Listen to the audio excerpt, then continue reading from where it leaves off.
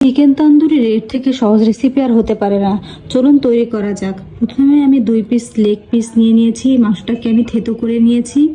এবার অন্য একটি পাত্রে আমি দিয়ে দেব 1 চামচ আদা বাটা, 1 চামচ রসুন বাটা, হাফ চামচ জিরার গুঁড়া, হাফ চামচ গরম মশলার গুঁড়া, হাফ চামচ লাল মরিচের গুঁড়া, 1 টেবিল চামচ সয়া সস, 1 টেবিল চামচ ভিনেগার, গোলমরিচের গুঁড়া হাফ চামচ, স্বাদ মতো লবণ, 3 টেবিল চামচ সরিষার তেল দিয়ে মশলাটাকে ভালো করে মিক্সড করে নিলাম।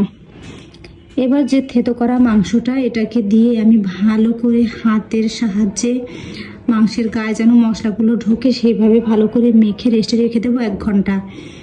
1 ঘন্টা পর পাত্রে আমি নিয়ে নিলাম 2 টেবিল চামচ বেসন, তার সাথে হাফ চামচ লাল মরিচের গুঁড়ো মিক্সড করে নিলাম।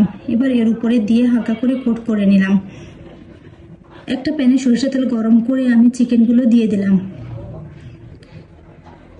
চুলার আঁচটা মিডিয়ামে থাকবে। এক পাশ হয়ে আসলে অন্য পাশ উল্টে দিলাম। এভাবে আমি চিকেনগুলো ভেজে নিলাম।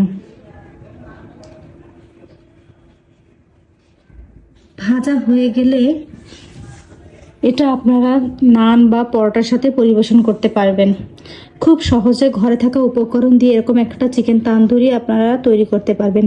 ভিডিওটা কেমন লেগেছে অবশ্যই কমেন্ট করে জানাবেন।